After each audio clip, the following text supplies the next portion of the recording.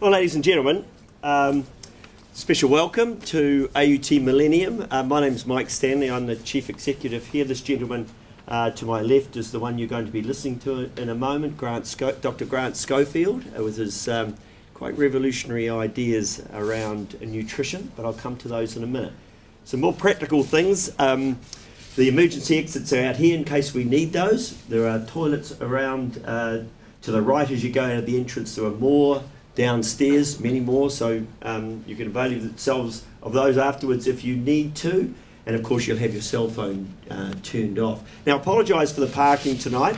We've got children athletics out on the track, and we've got swimming in the pool and water polo, and consequently you'll probably walk quite a way.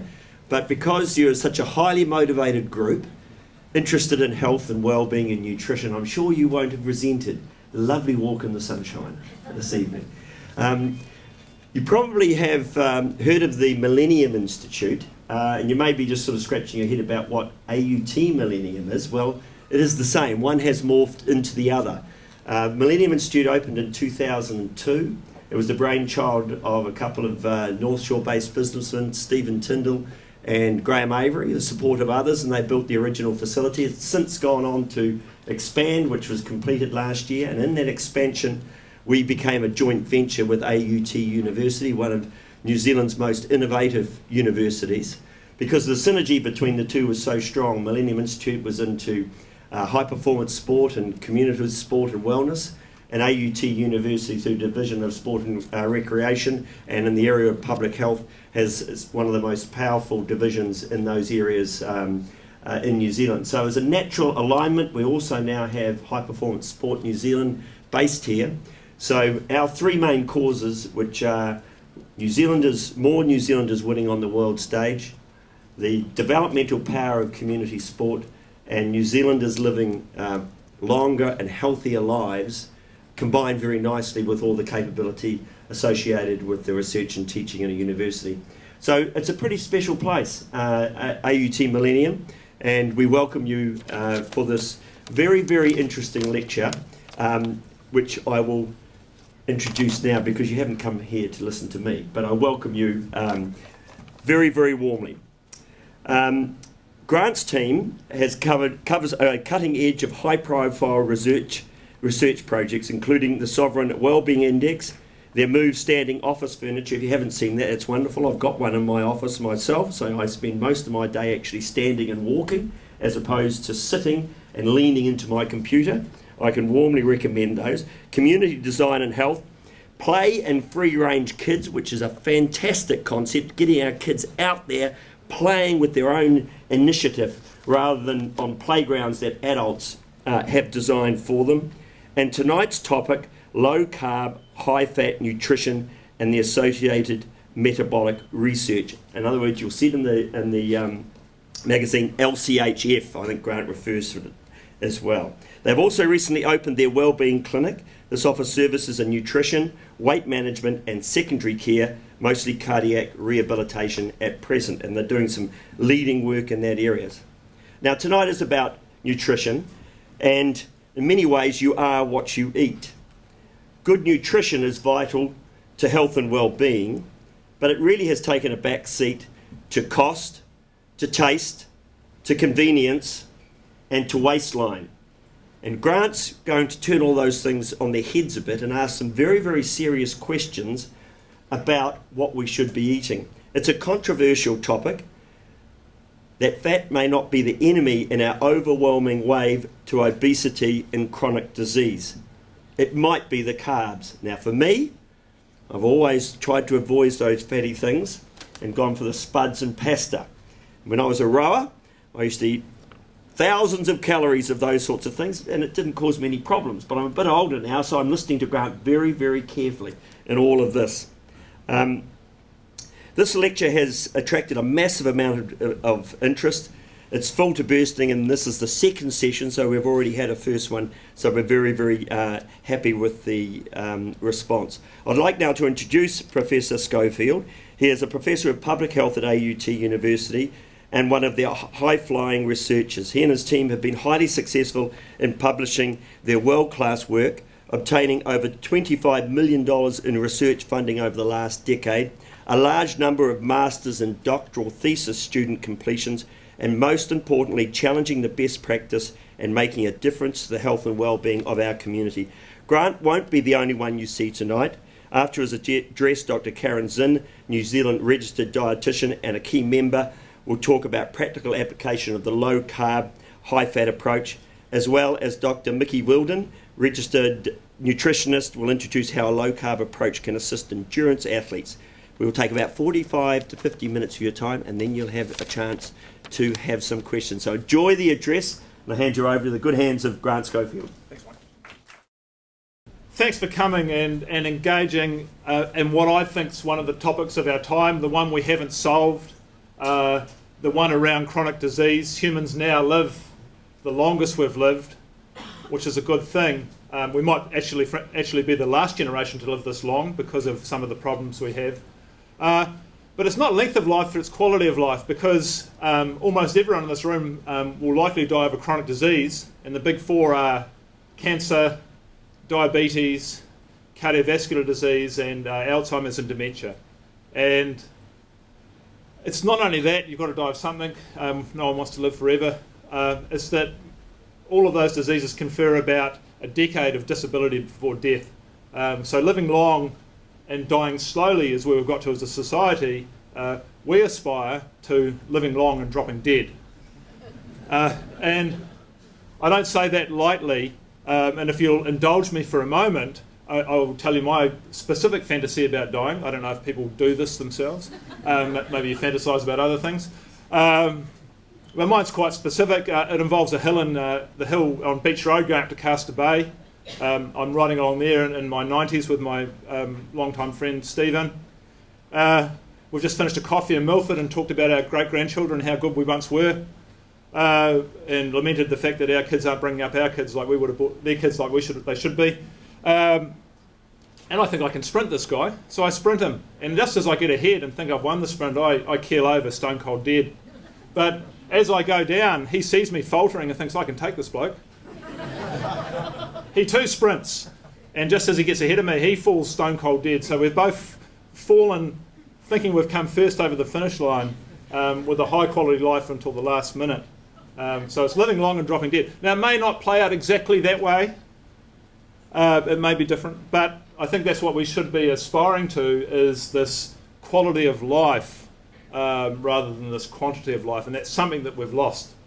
And we have no real solutions. Well, and that's not true. We know of one country in the world that's managed to reverse obesity. Does anyone know that country? Oh, yeah, so it's all these, it's about the social gradient and the flatness and the fairness of it all in the Northern European utopia. No, it's not that, it's Cuba. It's under Fidel Castro. So here's obesity in Cuba over the last few decades. Here it goes, and then they've come back up again. So the only thing that's worked as a national initiative to reduce obesity was only temporary, and it was in Cuba, and it's in what was called the special period. Now there's nothing too much special about starving under the collapse of communism and the collapse of the Soviet bloc, but that's what's been effective. So there you go, let's go to it, and that's sort of the end of it. No, that's right, that won't work in public health, we shouldn't do that. So let's examine something else. Look, I've spent the majority of my career on the energy outside of things, on this physical activity and exercise and health, how it affects obesity and chronic disease, especially diabetes. I think what I've been telling people for 20 years was fundamentally flawed in its basic scientific logic, so I've changed my mind. And I've started to concentrate more on nutrition. Now, there's a lot of talk about these sausages, actually, probably too much talk, but I'm not about to eat a plate of these sausages, mainly because they're full of a combination of rice, wheat and sawdust, but they're also processed horrible meat, so they're made with a hairdryer by a photographer for PR, so I guess they succeeded there. Karen, Dr. Zinn will show you what we really eat at the end of this, so hang in there, if only for that. Look, I've changed my mind. I've changed my mind on the basis of evidence, but I don't expect you to believe me. In fact, I hope you don't believe a word I say tonight. And I say that in all seriousness. Please don't believe what I say, but be provoked to do your own research, because the world that I work in, the world of science, has moved beyond the few of eminence understanding and knowing the answer in locked up journals and university libraries. There's now open access through Google and open access journals, the Intelligent Blogger. You have access to all the information I have as well. So make your own mind up. I'll present what I think is a case for what I got wrong with metabolics. Simply stated, I've been talking about you're too fat because you don't move enough and you eat too much, and just change either one of those and it'll all be sorted. And that energy in, energy out, a calorie is a calorie, is fundamentally flawed. The body isn't that simple. If it was, that'd be great. We'd sort it and you could lose some weight and be quite happy. It doesn't work that way. I've been writing about this for a while, so if you want to look at my blog, which is profgrant.com, you can go there.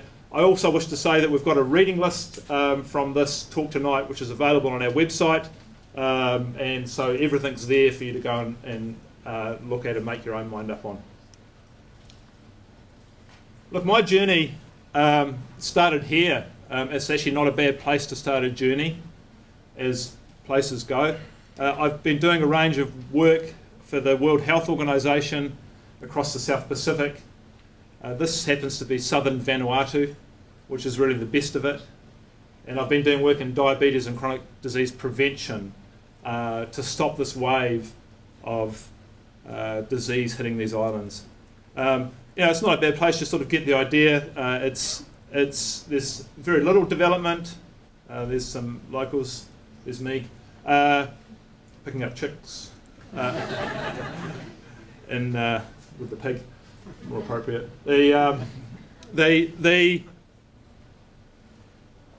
This is a beautiful part of the world, and it's untouched. And it's untouched for virtually one single reason. In World War II, an American pilot arrived in southern Vanuatu called John, and he's now known as John Frum, and that was the emergence of the John Frum cargo cult. So he did nothing that resembled actual work. He called on radios, marched around with rifles and raised flags, which they do today still, on Fridays. And stuff arrived, which seemed like a good idea, so they started doing it as well. So that's how the cargo cult started. But he had a simple religious message, and I think it's quite a good one as far as religion goes. It went something like this: look, white guys are going to come here, don't trust them. And so they didn't, and it worked out quite well because there's really very little development in these outer islands. There's some local tourism around the volcanoes. There's virtually no health and safety. You can stand on the edge of a volcano and have lava fly past your shoulder, as I did. But extensively, you've got happy, healthy, fit people, completely free of chronic disease. And when you have a look at their diet, it's, there's fish. The ones in the front are flying fish. That's my most successful fishing expedition. You simply paddle out. Anyone done this? Light your lantern, they fly in, you paddle back in. Brilliant. But it's high in fish, it's high in vegetables, and it's high in saturated fat through coconut. So, incidentally, that's a sea salmon, is that other one there. And when I was getting the little plane out of there, bloke walked on with his fingers under quite a large sea salmon, whole full sea salmon, and put it in the overhead locker, which I thought was brilliant. And you've got this food supply, as I said, and I'm not the first to notice this, that N. Pryor, a public health physician, went to these islands in the 80s and documented this high saturated fat, low carbohydrate diet, which was what most of humanity's been eating for most of their existence. And it's interesting because you see I've got my WHO manual saying avoid saturated fat. Well, that's the last thing you want to avoid in these islands. And I think the next island tells the story. Actually, you go further north from southern Vanuatu, this is Vila, the capital, and things sort of go to custard from there with chronic disease. Well, not custard, actually, it's 2-minute noodles, rice, sugar, flour, and sweetened drinks as the cheap and main food supplies. And you start to get this real rise of obesity and cancer, diabetes, and so forth there. But the worst of it in the Pacific is this place. This is Tarawa. It's one of the island group called Kiribati, formerly known as the Gilbert and Ellice Islands. This particular island is 40 kilometres long and about 300 metres wide, maybe 200 in narrower parts. It had a population of 2,000 to 3,000 for most of its time it's been populated. It's recently grown to 40,000. It has a history in war. This is the Japanese and Americans pounding each other and everyone else there to death in World War II. There's still some of that wreckage there. Much of that wreckage is now overcome by sea level driven climate change.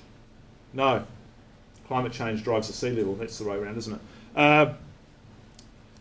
It's no more than a metre above sea level, except for in specific parts where the rubbish goes higher than that. It's a land now free of local food supply.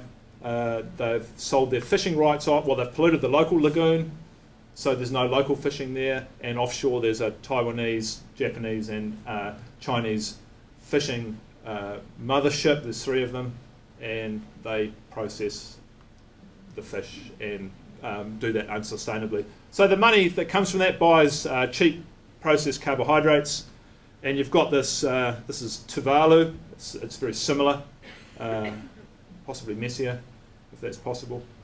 What you've got here is a wave of chronic disease. So just to illustrate this with the reality of being there, I'm working with the health promoters. There's 10 of them, teaching them how to test for diabetes. That's fasting blood glucose is one way of doing that.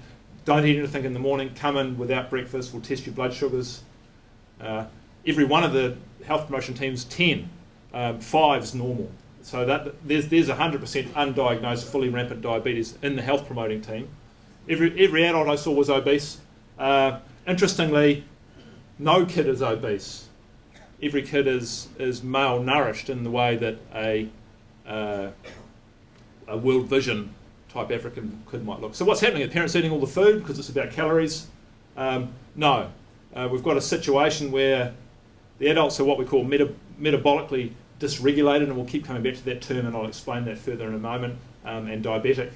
And the kids are malnourished because of their inadequate intake of fat and protein. So the hospital does 3 things there. 1, obviously successfully, they deliver children. 2, cut out cancers from chronic disease. 3, cut off feet from diabetes, and they do that for a population of 40,000, between 5 and 20 a month. Just imagine the population of the North Shore, which is 5 times that, getting 5 times those amputations from diabetes. You don't leave these places with any optimism, but you leave it with an insight that your WHO manual about eating less, moving more, and cutting down on your saturated fat is fundamentally wrong, because that's not the problem here. It's this rapid escalation in processed carbohydrates, and I think the evidence really backs this now. One of our little malnourished fellows. Back to exercise, just a few other little stories along this journey. For those of you in the sport and endurance athletics world, which I've spent at least part of my life, at one stage I was a professional triathlete. Actually, I wasn't a very good one, and my excuse for that was I was too fat. So interestingly, despite training up to 30 hours a week, I could never lose that final 5, 6, 7 kilos to be in decent race shape. I ate a high carbohydrate diet, one that I was told to by the sports dietitians that I consulted with, and I think I would have been faster. I may not have been any better as a professional triathlete. I actually prefer professional professorism, to be honest. It pays better. And you don't have to train nearly as hard, although you do work quite long hours. The last thing is that I'd been observing, and this is in our lab, where we test for expired oxygen and carbon dioxide and look at how much fat and carbohydrate you're burning, is that we started observing people under these rest and exercise regimes, and we observed that some people just didn't ever burn fat. They were what we call carb burners, and usually expect to burn mainly fat when you're sitting around like you are now, and as you start to exercise more and more intensely, then you'll need to rely more and more on carbohydrate. That's how things should work. But what we were seeing, and I think it really hit me when I got up and watched the Auckland Half Marathon run past my house, and if you look at the bottom half of that field, it's 2/3 women, and probably 2/3 of those women are overweight or obese. And I think the sad thing for me there is here you've got a group of highly motivated people training and eating as they've been told to lose weight, but failing to succeed. And one of the reasons is, and we'll get to this hormone, insulin, later, this fat storage hormone, this high carbohydrate promotes this hormone insulin and turns off your ability to burn fat. They could exercise all day, they're not going to burn fat. It's only when they can restrict their carbohydrates that starts to count. We'll get into the science of that in just a moment. Let's do a little bit of science about carbohydrate metabolism. I think this is important. It really sets the scene for our complete misunderstanding of how the human body works in public health nutrition over the last 50 years. So you may or may not know that you've got about a teaspoon of glucose dissolved into your entire bloodstream. Too much less than that, you'll die. Too much more than that, you'll die slowly from diabetes. And we very carefully regulate that through this hormone insulin. So carbohydrates will come in through the diet. 2 slices of bread, there's 8 teaspoons of glucose. A cup of rice, the same thing. 8 teaspoons of sugar, something slightly different than glucose, but related in a can of Coke or a can of fruit juice, same thing. These carbohydrates rush in and they need to be dealt with. The system's designed to work like this. Now, can someone at least go, well done, because this took me bloody ages, and it's just proof that at least you can get good at something if you stay here long enough, which is drawing PowerPoints. So this is a cell wall. Glucose is appearing automatically, I might add. And then insulin appears, that's the little orange bit. And what insulin is doing on the cell wall, it's opening up a little channel. And watch this, folks. That's the best I've got. Glucose flows in. That's exactly how things are supposed to happen. Insulin opens up your cell wall. This glucose flows into the cells. And we measure that. Often the way to do it is this oral glucose tolerance test. We give people a glucose drink, and we look at how their blood glucose responds. That's a typical healthy response. And also how their insulin responds. That's a healthy response. Neither's too high. Everything's dealt with in an hour or two, maybe less. So that's under normal conditions. Now humans are particularly primed through our evolutionary history to become what we call insulin resistant. Now this is a normal response. It's something that's really been useful to us in the past. And why we're so primed is because humans, you may know, have a big brain. It's 1,200 cubic centimetres. It's much bigger than our closest relatives, 300 or 400 cubic centimetres for gorillas and chimpanzees. It chomps through an enormous amount of energy, 2% of your body weight, a quarter of your energy, 16 times more metabolically demanding than working muscle. And it can't down-regulate, it can't just turn off and pretend it's not going, especially when you're awake. So it needs a constant, consistent fuel supply. And humans, one of the reasons, one of the other ways humans differ from our primate cousins is that we're weaker, so we have much less muscle mass than a chimpanzee. Go and have a wrestle with a chimpanzee, see how you go. But we're also much fatter. We retain more adipose tissue, and that is to get through and supply fuel to our brain in the absence of food. So food, unlike today, came and went. So here's what happens when there's no food. You become insulin resistant. It's a temporary thing, doesn't affect your health. Glucose turns up, it can't get into the cell, it goes straight to the brain. So we have this mechanism when we're starving to burn fat in the most of our body, but send any extra glucose to the brain. So that's a good thing. Here's the insulin, there's the glucose response, entirely normal. There's no insulin response because you don't need insulin to get glucose into your brain. That's a temporary thing. It mostly doesn't affect modern humans because we're never starving. Here's the other one though. We become insulin resistant in the presence of excessive amounts of food, particularly high carbohydrate foods. Think end of autumn, harvest time, lots of food lying around. What happens now is glucose turns up, but now you need lots of insulin. That's called hyperinsulinemia. It opens up the cell, one goes in there, but insulin also stores glucose as fat, so there's a couple going off over there. So this is a very useful thing for humans. There's lots of food around, you actually turn out to down-regulate your activity, you start to feel lazy, you don't move. The animal models are quite convincing on this as well, they do the same thing. And your off switch no longer works, you keep eating. That's a great idea and a huge adaptation in the presence of lots of food. Eat lots, dysregulate the off switch, slow down and conserve energy so you can store the whole lot as fat. This is the sort of metabolic response you get, which is a normal glucose response but a high amount of insulin. That's great. We call it metabolic dysregulation. It's not just humans we observe this in. A bear going into hibernation gets this metabolic dysregulation, gets fatty everything, fatty liver, fat everywhere. Stores it up, uses it over the winter. Hummingbirds are interesting. They do the same thing. Their hibernation is overnight because of their high metabolic rate. At the end of the day, typical hummingbird, fatty liver, dyslipidemia, all of the things we associate with poor metabolic health, but it burns through it in its overnight sleep, so it's ready to go the next morning. So we see this normal human response being activated in all of us, except for there's no famine. Winter never came. Perpetual oversupply of food. And unfortunately, there's a bit of a shortcut which dysregulates us further. So here's all the known factors, at least the ones I could think of, that also metabolically dysregulate you and put you into this inflammatory, insulin-resistant storage mode. Stress, poor sleep, too much exercise, too little exercise, smoking, environmental toxins, including getting sunburnt, not getting enough sun, various diet things, high omega-6 fats, high sugar, high alcohol, sorry folks, a little bit's all right, poor gut bacteria, so when we destroy them with antibiotics that tends to do damage, possibly who you are, your genetics, possibly your age, definitely how fat you are, and sadly insulin itself further deregulates your ability to process insulin. So we've ended up with this, that sort of resembles a modern lifestyle more or less, doesn't it?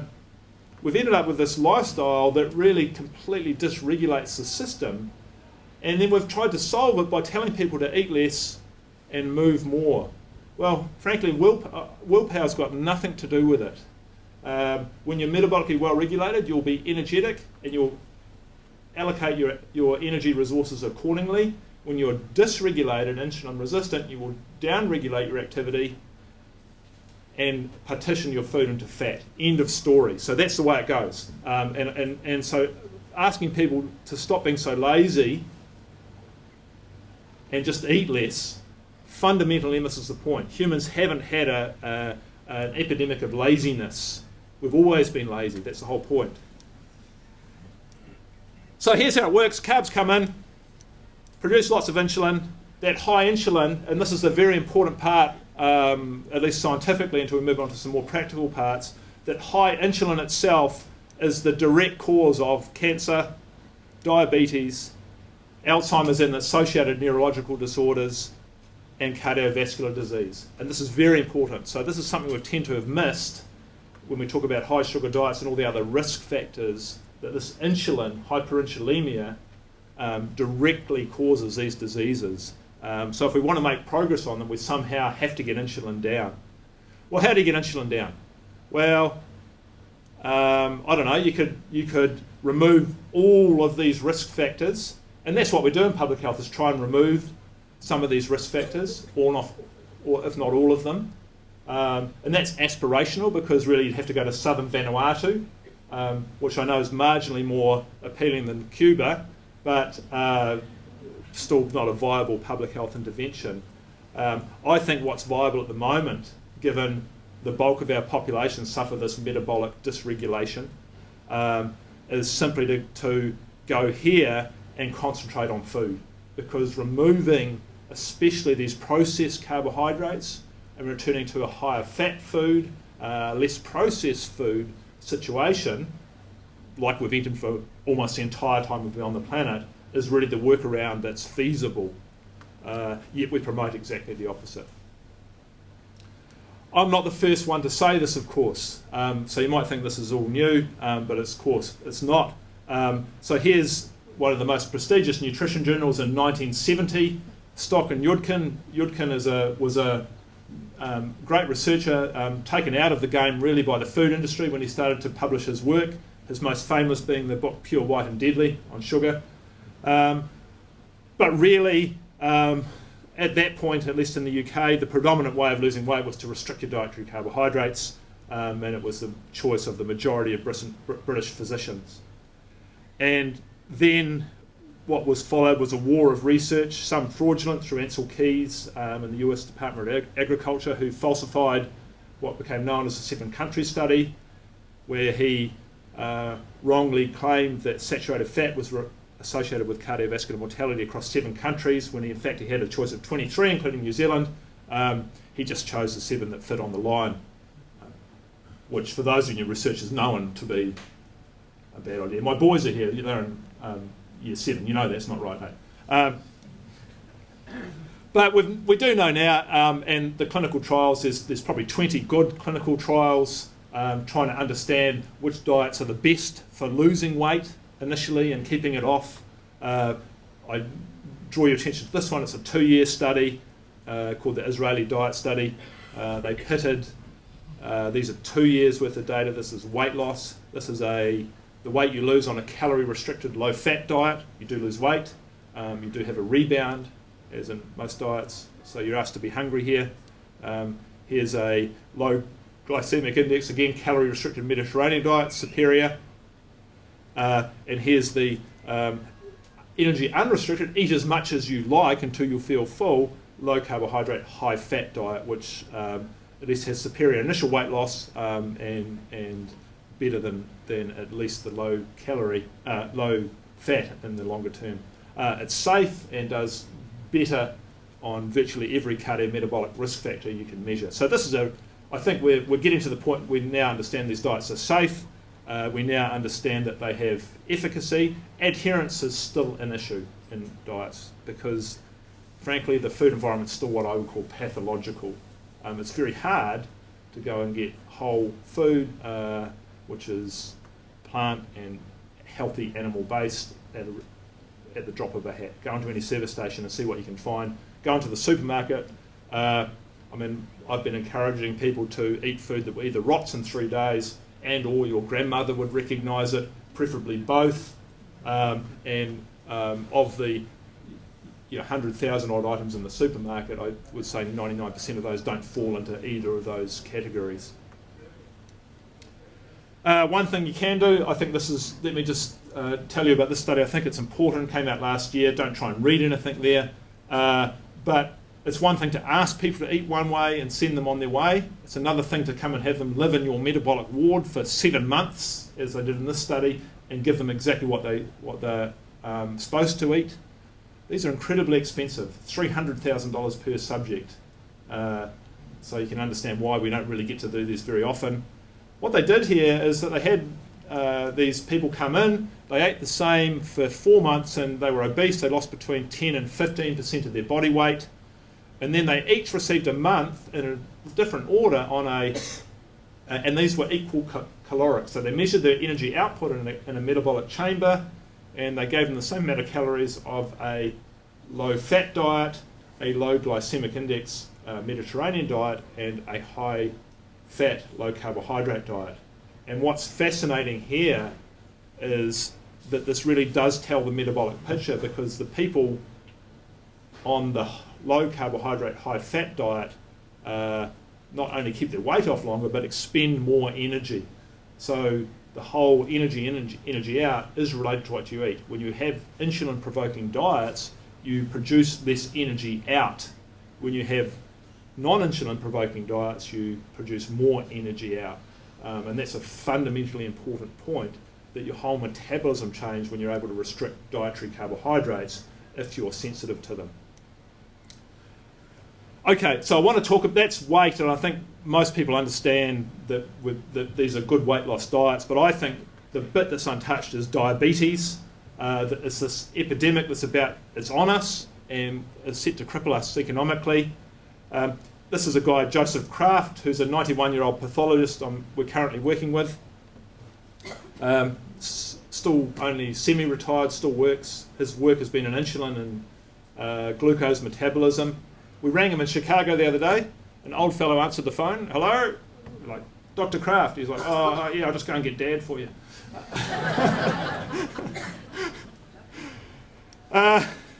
So we've been talking about diabetes. I'll show you some of Dr. Kraft's work in a moment. And this is, I think, where the problems start with diabetes. Here's a typical diabetes food plate. It's a fantastic diet if you're metabolically well regulated. High in fruits and vegetables, proteins, some carbohydrates. If you're in good shape, this will suit you. If you're a diabetic, type 2 diabetic, which we'll talk about type 1s in a moment too, then this creates problems because of the carbohydrates in it. And I think we're failing to recognise that in diabetes research. To give you more of a clear view, it's about a quarter of that plate is made up of carbohydrates, starchy carbohydrates in particular.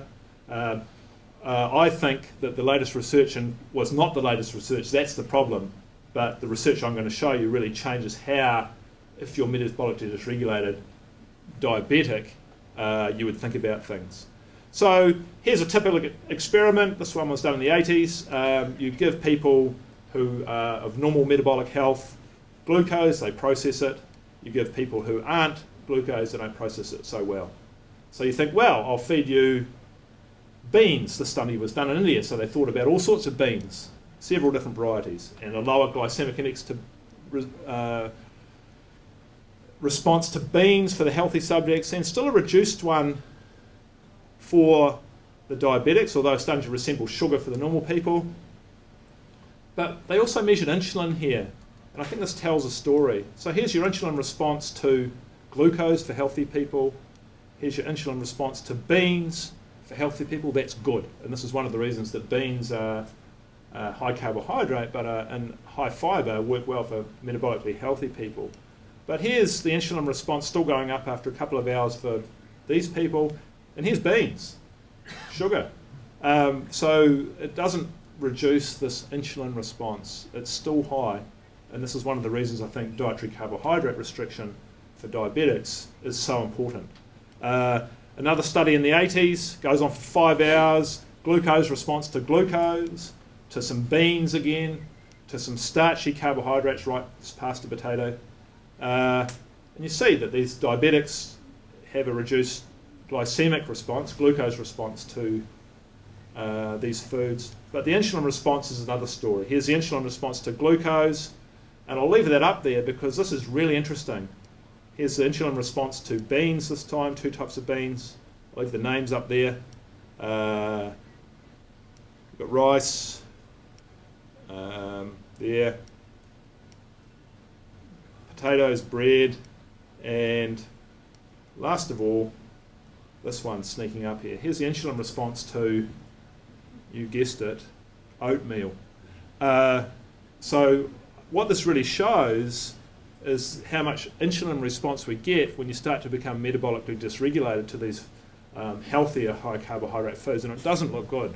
So that's really my reasoning behind why we should start to restrict dietary carbohydrates and prefer a higher fat. You've got to eat something, and fat's benign, so let's go for that, and it's satiating, and it can be highly nutritious if it's part of whole food. Let's start eating more of that. It's not our friend, it's not our foe, it's our friend, I think, here. This was published in the late 80s in the most prestigious diabetes journal, Diabetes Care. I would have thought it's important. Since the 80s, it's been cited once. Ouch. So there you go. So the medical and nutrition world has taken virtually no notice, in my mind, of some of the most important results about the foods we've been promoting for 50 years. And I think we can do better than that. And we will. That's why we're here. And you can help me. So what for it? How about just eating some food that looks like what we've eaten for most of the time we've been on the planet? Vegetables, meats, whole actual animals, some seasonal things here and there. It's low on carbohydrates, it's high in fat, and you do well on it. But it's not much me telling you to do well on it. We've seen how you lose weight on it. But here's how you do if you're a type 2 diabetic. Here's your insulin response for a diabetic. Here's the same person a year later, basically cured of all symptoms of type 2 diabetes, after taking such a dietary regime. This is Dr. Kraft's work, which we're helping reanalyse as soon as we get some of that through our processes. There's a randomised controlled trial, same thing this year with type 2 diabetics, great outcomes. You put them on this sort of diet, they do better, they stick to it longer, they feel fuller, but most importantly, their blood glucose and their blood insulin is under control. They lose weight, they feel good, they become regulated again. Here's what you see. This is a single type 1 diabetic. These are the people who don't produce any insulin. They have to, the recommendation is you take about 200 grams of carbohydrates in your diet and you try and inject yourself with insulin or through a pump to match it to that. That's highly problematic if we've got any type 1 diabetics here, because you miss all the time.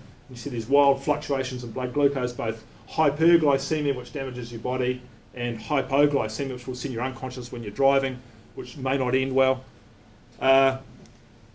Here's the same person a day after going on a lower carbohydrate diet with a higher fat. Their blood glucose is much more controlled. Here's a study looking at someone's longer term blood glucose control. Here they are on what they're recommended to be, which is high and dangerous. Here's what they get after being on 150 grams of carbohydrate for a day for a few months. And here's when they restrict their carbohydrates to more of what we call a ketogenic diet, which is a very low carbohydrate diet after a year, which are sensational results and virtually unheard of in our drug-managed diabetes practice these days. Another study following people over 6 years, type 1 diabetics, people who adhere to the advice they're giving in one session and even slightly adhere to it, do very well. That's about 50% of people. The other 50% don't listen, which is to be expected. I'm not expecting one session is going to solve the world, but at least with these diabetics, it has profound effects. Cited so far 0 times. So that's the impact it's had. Admittedly, it was only last year, so we're waiting for the catch-up, but in my mind, it's time the scientific world, the medical world and public health took notice of the fact that our dietary recommendations, one size fits all, are wrong and cause the people who are most vulnerable the most harm. I'll do all right on a high carb, low fat diet, sort of, probably won't feel as good, but the people who are most harmed by that diet are the ones who most need to get good dietary advice. I just want to finish with this little part. I think this is probably the most exciting part of these lower carbohydrate diets. If anyone has tried this method, and I assume some people here would have, I think you start with the idea, oh, maybe I'll lose a few kilos, I'll be able to put the lycra back on or something. Is that how people think? Well, I don't know. What happens, of course, is when you first restrict your carbohydrates, you haven't got enough glucose to run your brain. So for 2 days, you turn stupid, and depending on what your job is, either go to work or don't. I came here, still here, and then you reorchestrate the way you send metabolites around your body. You start to rely on these ketones, especially beta-hydroxybutyrate, a byproduct of fatty acid oxidation, to run your brain. And that seems to have profound effects upon your energy levels, the stability of your energy levels. Because you now have a constant supply of that from your fat, which has many thousands of calories, even for the leanest of us, you don't end up falling off that glucose cliff every few hours. And I think that's the major benefit of these low carbohydrate diets, the brain and cognitive health benefits associated with that. So there's evidence to show that it makes you marginally smarter, so your cognition is better through running your brain on ketones. And frankly, we should be thinking about this, because this is the system that humans have run on for the majority of the time they've been on the planet, and we just haven't bothered using the dual fuel system recently. I think you could try it. It works quite well. More importantly, when we start to run our brain on glucose exclusively, we start to observe a real increase in these neurological disorders. So we're talking about a range of things, and they could be from autism to ADHD, but more importantly, these Alzheimer's and dementias and cognitive declines with aging, and also some of these mitochondrial diseases and other neuronal diseases like Parkinson's disease and MS. People, when they cool their brain off by running it on ketones, do very well. And I think this is really the most exciting area of research for us, along with cancer, which I'll finish with, for dietary intervention, is to understand what this can do for our brain. And this, look, I've seen it in my family. You're much better off living long, healthy and dropping dead than getting a chronic disease. But the worst of the chronic diseases, if you've seen them in your family, is when you lose your brain, because the body works but the soul's gone, and you know, it's a frightening way to go, frightening for everyone. Let's just finish with cancer. I think that also offers a great deal of promise. The research isn't there yet, I fully acknowledge that, but for many cancers we see what's called the Warburg effect, which is that cancer cells are highly metabolically active. They mostly rely on glucose, or some of the main cancers do, breast and prostate in particular. And they don't respond to catabolic and anabolic signaling. They're constantly what we call anabolic, in a growth mode.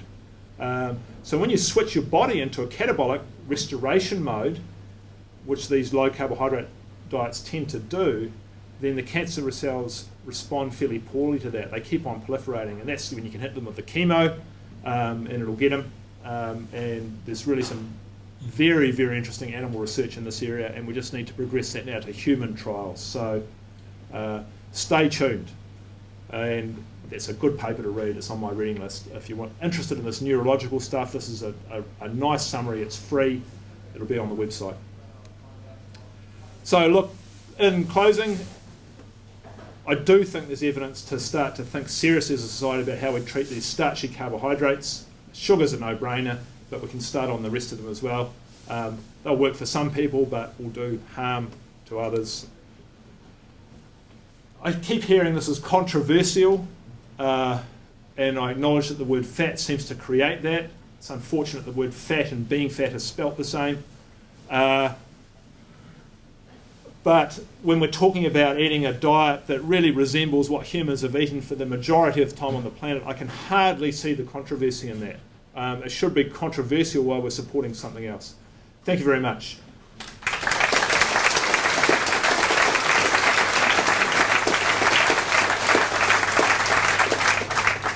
Right, okay, I wasn't actually going. Because it's now my privilege to introduce my colleague, Dr. Karen Zinn, who has a PhD in nutrition and weight loss and public health. She's a New Zealand registered dietitian, and she is the one with the expertise in telling you how to actually eat all this. I'm a hacker, I acknowledge it. I see food, I eat it. I cut bits of cheese and grab nuts out of the cupboard. She'll tell you how to really do it. So welcome, Karen. I'm going to talk to you this evening about the practical application of this diet, but first I just want to give you my little journey of how I got here. So up until about November last year, I considered myself to be a mainstream registered dietitian. So the teaching that I would incorporate into my students' work would be mainstream dietary behavior, which is based on food nutrition guidelines, high carbohydrate, moderate protein, low fat for weight loss and for chronic disease. And in my clinic, when people would come and see me, the advice that I would give would be largely based on portion control, reducing calories, reducing fat, because fat's high in calories. And I guess in November last year, our team became exposed to this information, this material. And I guess as a duty as a registered dietitian, I need to have a look at the research. I need to have a look at the evidence to provide a good, optimal service to my clients. And to be frank, the research is incredibly compelling, and Grant has presented some of that this evening. So this was a real problem for me, as you can imagine. It's just flipped everything on its head. Low carb, high fat, a regime which I would give the thumbs down a few months beforehand. Here was this evidence, which is very compelling. So very confusing for me as a registered dietitian. So what I decided to do was to, as a skeptic, I decided to dabble in my practice and put people on this diet. Of course ask them which one they wanted to go on. And after people were on such a regime for a wee while, I could see really, really good results. People claimed that they felt better. People claimed that their cravings had gone away. And they'd also claimed, unprompted, that they weren't addicted to sugar anymore. So for me, according to good, sound research, which we perhaps ignored before, and evidence of good, successful outcomes in practice has steered me in this direction. And for appropriate people, this is the way I tend to practice in my teachings and in my private practice. So, coming into a practical sense. Actually, one more thing. It has occurred to me that actually I was possibly born a few decades too late to help prevent our obesity and diabetes problems. And the reason I say that is because of this. This is a little book called The Practice of Endocrinology, and it's the clinical text. It's the 1951 clinical text for endocrinology. And in it, it has some recommendations for the diet's recommendations for obesity. And this is what it says. Foods to be avoided: bread and everything else made with flour, cereals including breakfast cereals and milk puddings, potatoes and all other white root vegetables, foods containing sugar or sweets. You can eat as much as you like of the following: meat, fish, birds, all green vegetables, eggs, dried or fresh, cheese, fruit, apart from bananas and grapes. So this was 1951, and clearly those guidelines disappeared. And the 2013 Practice of Endocrinology text looks somewhat different to this. And in the interim, the state of our nation in relation to health has changed. We've got fatter and we've got more unhealthy. So that makes me question even more. Right, so what does this look like? It looks a lot like this. We need to embrace vegetables, green vegetables. The idea about such a diet is that it has to be nutrient dense. Okay, nutrient dense, not necessarily calorie dense, but it has to be nutrient dense. And vegetables provide us with a whole host of nutrients. When it comes to greenery, the darker the greens, the greater the profile of nutrients we get. Also, your red and maroon colored lettuces give you a heavier nutrient density load, so those are good to incorporate too. Avocado. In my old life, I might say you can eat 1/8 of an avocado, and in my new life, I might say, you know, eat as much as you want until you feel full. So the idea of this diet is that because the carbohydrate is lower, because the fat is high or higher, the satiety factor is there. And for those who might not know what that means, it's feeling of fullness. So you eat until you feel satisfied, and typically that looks like breakfast, lunch, and dinner, without people scrambling at the next snack they can get their hands on for morning tea, afternoon tea, and possibly after dinner. So more avocado, rich in fats, rich in monounsaturated fats, which are good. Nuts are also on the menu. We do need to exercise a little bit of caution when it comes to nuts. I do think that if you were all sitting here eating nuts, thank you, you'd probably eat your day's worth of calorie in 5 minutes. So it is important to put a little bit of a portion control on eating nuts. So nuts are a great source of fat and a great source of protein. Certain types are also a good source of carbohydrate, so we just need to be a bit of caution there. Salmon, I can't push fatty fish enough. The fattier the better, the greater the supply of omega-3 fatty acids. Now, if our budget doesn't tailor towards fresh salmon every night, there's always a tinned salmon option, plus a tinned sardines option. a really excellent option to put into a lunch meal, or if you wanted to have it as a snack during the day. Great source of protein, great source of fat, and great source of nutrients like calcium as well. Eggs are back on the menu. Some years they're off the menu, some years they're on the menu, depending on what the Heart Foundation might say about their relationship with cholesterol. They are on the menu for a reason which I'll talk about in a minute. Olive oil, great source of fat in the diet. Also, the best way to use olive oil is in its raw form, so using it on salads is a great idea. This is the controversial one. This is what made me squirm last November. Coconut milk, coconut cream, coconut oil. I'm embarrassed to say that I've shunned this in the past, and I've told some of my closest friends that I think they are out to lunch. And now I have to apologize. After reading the literature, it has come to my attention that saturated fat is not the culprit. And Grant's alluded to that a little bit already, but I'd just like to elaborate on that a little bit more. And in 2010, there was a study that came out in the American Journal of Clinical Nutrition, a very high-impact journal, and it was a meta-analysis. Now, a meta-analysis is a very robust statistical study that looks at trials that have investigated saturated fat and its relationship with heart disease, and it concluded that there is no conclusive evidence that saturated fat causes increased heart disease. A very, very profound outcome in my mind, and now people are, I guess, accepting it, and it's becoming a little bit more mainstream. I do think saturated fat is still a problem in the presence of carbohydrate and sugar. So it's not about saturated fat with sugar, but saturated fat in its natural form in coconuts, a little bit on meat, in dairy products, is absolutely not the problem at all. Cheese is back on the menu. People are very happy when I tell them that. Great source of protein, saturated fat, and also calcium. Butter is back on the menu.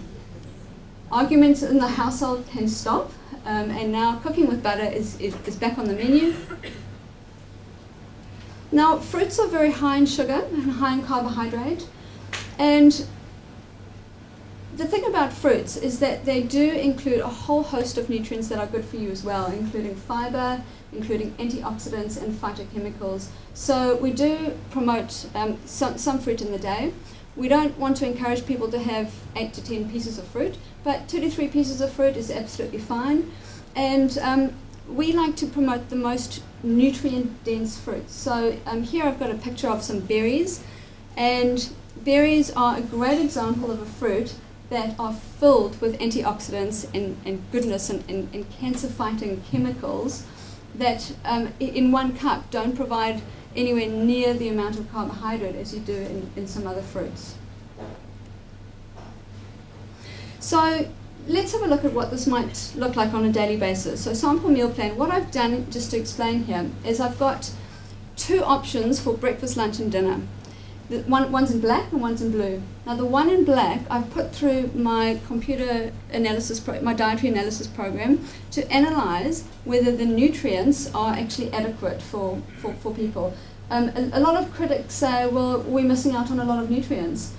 So I thought it might be useful to show exactly what we might be missing out on, if anything. So for breakfast, an example might be a smoothie for people on the run. A cup of frozen berries, half a cup of plain yogurt, put some coconut cream, maybe sprinkle some nuts in there as well, or some peanut butter. So easy, quick option. If you've got a little bit more time, or you're a little bit more organized, an omelette would be a great idea. Now an omelette is not just two eggs beat together, put in the microwave. We need to make it nutrient rich, and how to do that is to add vegetables. So what we've got is things like onions, a handful of baby spinach or kale, nutrient-rich vegetable, tomatoes, mushrooms, celery. Celery is a great ingredient for omelettes, by the way. Maybe sprinkle a bit of cheese in there, maybe put a bit of bacon in there, and cook that with coconut oil. So that would be a good wholesome breakfast to start the day. And I challenge everyone here to try this, maybe tomorrow morning, try something like this tomorrow morning and assess when you are next hungry. And that might be a late lunch. So lunch might look something like this, 2 or 3 cups of salad. And again, salads are only limited by a lack of imagination. We need to use the amazing supply of vegetables that we've got to make a decent salad. So in it, you can see I've got some leafy greens, some nice dark coloured leafy greens, cucumber, capsicum, bit of beetroot, carrot, whatever you want in there. I've put a tin of salmon in there for my analysis, half an avocado, some cheese, put 10 almonds in there, put some olives in there, and for a dressing I've used a couple of tablespoons of olive oil and balsamic vinegar.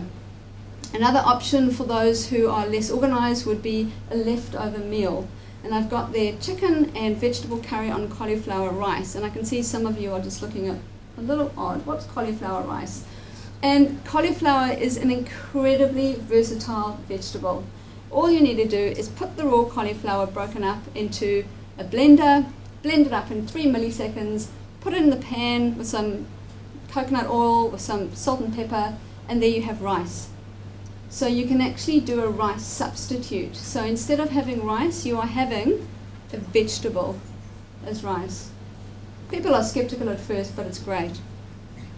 Dinner, the example I've used is a sirloin steak, some blue cheese sauce, some asparagus, a whole host of vegetables in there, cooked in coconut oil or butter, and I've added a glass of red wine for my analysis too. The other option would be a chicken casserole with some vegetables served with a salad and with that glass of red wine too. After dinner, I've thrown in a row of dark chocolate. So I'm going to be adding up the carbohydrate here. Chocolate is very high in sugar, but I just thought I'd add that in to show you what it comes to. I've also included a snack during the day of some chopped avocado, some tomato, and some mozzarella cheese. Or you can put some fruit and some plain yogurt with some crushed nuts or seeds. Fluid, I've accounted for a couple of litres of water. You do need to pick up your fluid intake when you drop your carbohydrate. That's really important. And I've thrown in a couple of coffees there with a 1/4 cup of cream distributed between the 2 coffees. What does that look like? It looks like this: 74 grams of carbohydrate total. To give you an idea, people might have, around 200 or more grams of carbohydrate per day. Some people who are more active might have 300, 400, 500 grams of carbohydrate a day. So that's quite low. It's not as low as you can go. It's not ketogenic. Ketogenic diet would be under 50. We've got high fat, 193 grams of fat, 139 grams of protein, and energy, just over 2,700 calories. So I've analysed this for an 83 kilogram male who's reasonably tall, who's 46, and who's moderately to very active. And I wanted to see how it came out in terms of nutrients. So that diet, the black one that I put on the previous few pages, it contributes about 63% of total fat to total energy intake. It only contributes 10% of carbohydrate and moderate protein. So it's not high protein, it's low carb, high fat. Protein is kept somewhere where it used to be. Okay, so this slide over here, what I want you to look at on this slide is the red line over there. Okay, now this is a profile of all the vitamins and minerals, or some of the vitamins minerals you need during the day, and what that line depicts is 100% of what we call the recommended daily intake. We need to all eat more than 100% of the recommended daily intake for all the nutrients. And don't worry too much about all the wording on the side. That's all your vitamins and your minerals. But you can see there that it's all over 100%. So there are no nutrients that are missed in that diet that I just showed you. Okay? Interestingly enough, look at the energy intake. It's only at 81%. So if this 46-year-old, 83 kilogram male wanted to drop a little bit of weight, there is potential by just eating to satiety. Then we have just a few more of your fat-soluble vitamins and things depicted as adequate intake. And again, please focus on the red line. You can see that nothing, including fiber, nothing is below 100%. So I'll just repeat that again. On a diet like that, that's low in carbohydrate and high in fat and moderate in protein, there are no nutrients that are missing, including fiber, in such a diet. Okay, so there was definitely far too much talk about the sausages, I agree. So this is what the Schofields really eat, and it looks more like this. Okay, a whole host of vegetables with some, what was that, Grant? Some pork spare ribs. Yep. Yep, and some water on the table. Lots of vegetables, and yet you guys all look pretty happy, so that's good. Before I hand back to Grant, I'd just like to end with a couple of take-home messages. The first one would be this kind of diet, which is low in carbohydrate or lower in carbohydrate than what you currently do and higher in fat, is suitable for people who are metabolically dysregulated or overweight. It is suitable for those people. Okay. Number two, for people who are not metabolically dysregulated, you can see that this diet can be suitable for them too. It's nutrient rich and it's health promoting. So people who don't have any problems can be on it too. They don't necessarily need to. They can eat pretty much what they want within reason, but it is a health promoting, beneficial diet in the long term. Third take-home message is that if you are going to experiment with this, a lot of people think, great, this is a license to eat fat. So they eat more fat and they don't drop their carbs. So they end up with a standard American diet, high fat, high carbs problem. Okay, so if you increase fat, you need to decrease the carbohydrate. And the final take-home message is that we all respond individually. We all respond very differently to different regimes. So if something is working for you, you will know it. So go into it with a healthy amount of skepticism and you'll soon work out what works for you long term.